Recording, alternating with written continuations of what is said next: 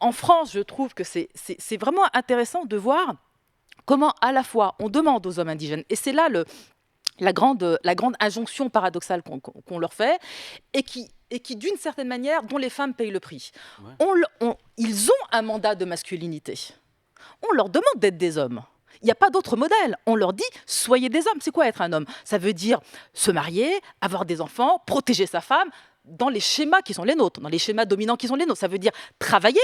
Donc, ils ont bien un mandat de masculinité, impératif, mais ils n'ont pas les moyens de ce mandat. Ça veut dire qu'en fait, dans la réalité sociale, ils sont discriminés, ils ne peuvent pas aller travailler, par exemple. Donc là, on est devant un fait clair d'injonction paradoxale où à la fois les hommes doivent être des hommes, mais en même temps, on leur dit, vous ne serez jamais des hommes. Et donc, comment peut-on sincèrement penser qu'au cœur de cette injonction, on puisse produire des masculinités non toxiques? Évidemment que le produit de cela, c'est de la violence. Nous, si on ne le comprend pas, on ne sait pas comment déconstruire cette mécanique.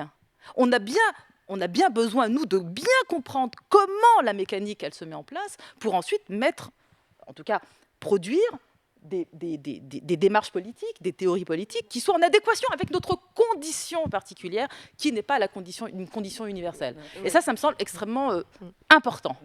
Moi, quand on m'en fait trop, je correctionne plus. Je dynamite.